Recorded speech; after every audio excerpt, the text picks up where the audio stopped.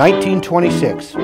Prohibition was half over, but the country was awash in bootleg booze. The stock market crash that would bring the Great Depression was as unthinkable as shuttering the speakeasies. Flappers were flapping away to songs like 5'2", Eyes of Blue. Yep, the 1920s were roaring and life was grand. In 1926, Walt Disney Studios and NBC were formed. John Baird made the first public demonstration of the television, and Thomas Edison declared that Americans always would like silent movies better than talkies, no doubt because he didn't have the patent on talkies. Satchel Paige made his pitching debut in the Negro Southern League, and Harry Houdini stayed underwater in a coffin for an hour and 31 minutes. Robert Goddard launched the first liquid fuel rocket. On November 11, 1926, Route 66 was established as the first national highway to go all the way to the West Coast. 90 years later, people are still getting kicks on Route 66. Okay, Insane Sam here. This is a very brief history of Route 66 coming up. The creation of Route 66 began in the early 1920s through the diligence of a guy named Cyrus Avery. Avery was born in Pennsylvania in 1871. His family moved to Missouri in 1881, and he moved to Tulsa in 1904. He set up a realty firm and a coal company and speculated in oil and gas leases, and he became one of the most prominent citizens of Tulsa.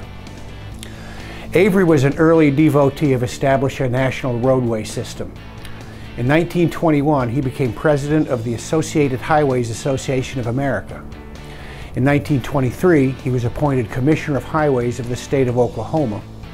And in 1924, he became a member of the American Association of State Highway Officials, which petitioned the Secretary of Agriculture of the United States to underwrite and establish a comprehensive interstate road system. Avery was appointed to act as a consulting highway specialist to the Bureau of Better Roads, which was to create the beginnings of that system.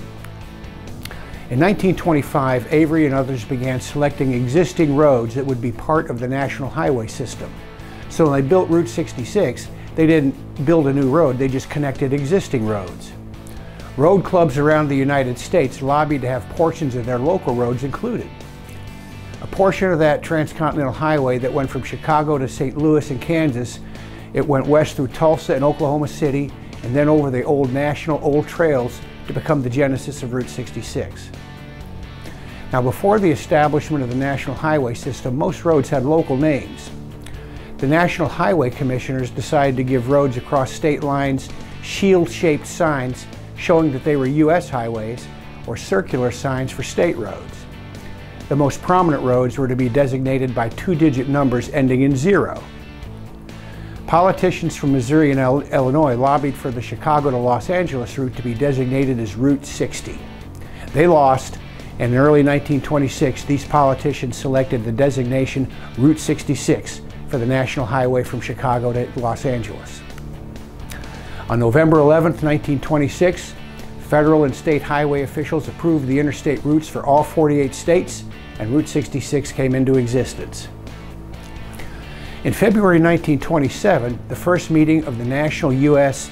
66 Highway Association was held in Tulsa, and the association adopted the name the Main Street of America for Route 66, and that's where that saying came from. In 1920, the United States had 3 million miles of roadway, but only 36,000 miles had all-weather surfaces suitable for automobiles. When Route 66 was commissioned, only about 800 miles of it was paved. The National U.S. 66 Highway Association, along with corresponding state Route 66 associations, set out to get the entire route paved and promoted as the shortest, most direct route between the Great Lakes and the Pacific Coast. It took until 1937 to pave the entire route, and advertising campaigns on the national and local level in magazines and newspapers and the like promoted the use of Route 66, and the businesses along the way participated in that advertising. The advertising efforts were successful, and towns and businesses along Route 66 prospered. Now, the stock market crashed and the Great Depression began in 1929, only 3 years after Route 66 was established. Then in the 1930s, severe droughts in the Midwest and Southwest caused tens of thousands of people to be displaced, and Route 66 became the highway that poor dirt farmers hoped would take them to a land of better opportunity. it became romanticized as the road to progress that resulted in the greatest westward migration in the country's history. Route 66 came on hard times during World War II. Gas and tire rationing made long-distance automobile travel impractical. In addition, the production of new cars was suspended during World War II, making the purchase of reliable vehicles difficult. Most of the traffic along Route 66 in those days consisted of military convoys and job seekers heading to large manufacturing plants in California. A second migration along Route 66 occurred immediately after World War II, as veterans followed Route 66 eastward from California to their pre-war homes, and families moved westward to California in search of better jobs. Travelers began to use Jack Rittenhouse's 1946 A Guidebook to Highway 66 to steer them along. This was the first Route 66 guidebook ever published. Also in 1946, Nat King Cole released the Bobby Troop tune, Get Your Kicks on Route 66.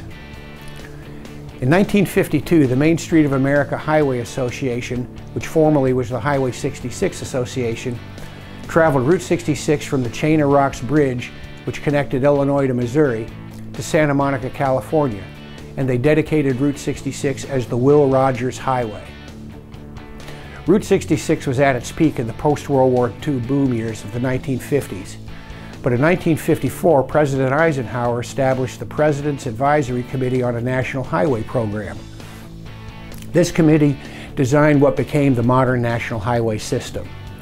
Superhighways like I-55, I-44, and I-40 simply bypassed much of Route 66, which could no longer handle the increasing westward traffic.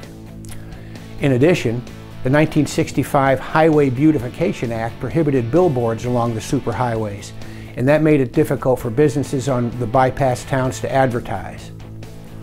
Although some Route 66 towns continued to prosper, the replacement of Route 66 with superhighways and the prohibition of billboard advertising led to the inevitable deterioration of the road that once was the Main Street of America. Route 66 was decommissioned in 1984. The U.S. Highway 66 Association tried to get the interstate highways over which Route 66 once passed to be designated as Route 66, but they were unsuccessful in those efforts. Today, I-66 designates a road connecting I-84 in Virginia to Washington, D.C. Although a little more Route 66 seems to disappear every year, there's still a lot to see. There are lonely strips of concrete that stripe the landscape from Illinois to California. There's small and large towns still displaying the colorful neon signs of the old motels and restaurants where the prosperous would stay during their adventures west, or where weary families would stay in their search for better lives. Travelers today can still feel what it must have been like to travel the Mother Road when it was the gateway to the West. But there's also a lot of good news. In recent years, Route 66 seems to have a resurgence. Long-closed classic attractions like the Launching Pad Drive-In with the Gemini Giant have been refurbished and reopened, and they're doing really well. The restoration of old Route 66 motels and many of the pop art signs are springing up. There's plenty to see out there, and if you travel it once, you'll be hooked, and you'll be back as often as you can get there. Have fun on your Route 66 adventures. This is Insane Sam out.